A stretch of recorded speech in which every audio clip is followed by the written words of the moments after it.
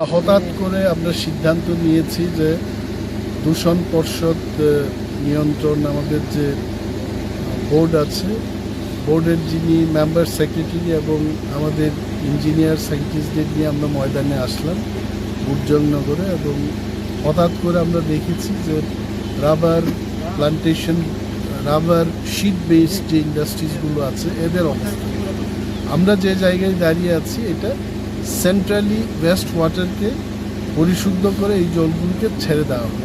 এবং যিনি site in charge এখানে আছেন ওনার বক্তব্য যে মিনিমাম এখানে 500 KL প্রতিদিন ওয়েস্ট ওয়াটার পরিশুদ্ধ হওয়ার কথা, কিন্তু এই ইন্ডাস্ট্রি হাউসগুলো এই ওয়েস্ট ওয়াটারকে এইখানে না দিয়ে বাইরে ছেড়ে দেওয়া হচ্ছে।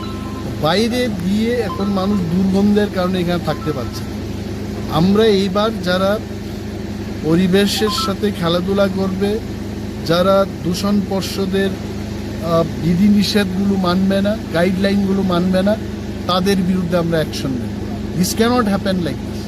আর এখানে যারা সচেতনতাশীল নাগরিকবৃন্দ আছে তাদেরকেও আমরা অনুরোধ করব যে এই সমস্ত বিষয় আমাদের নজরে আনার জন্য। কেন ব্যবস্থা নেব না?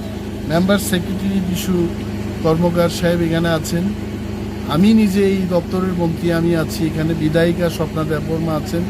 উনি আমাকে বলেছেন যে এখানকার মানুষের বিড়ম্বনা হচ্ছে, এগুলোকে দেখতে হবে।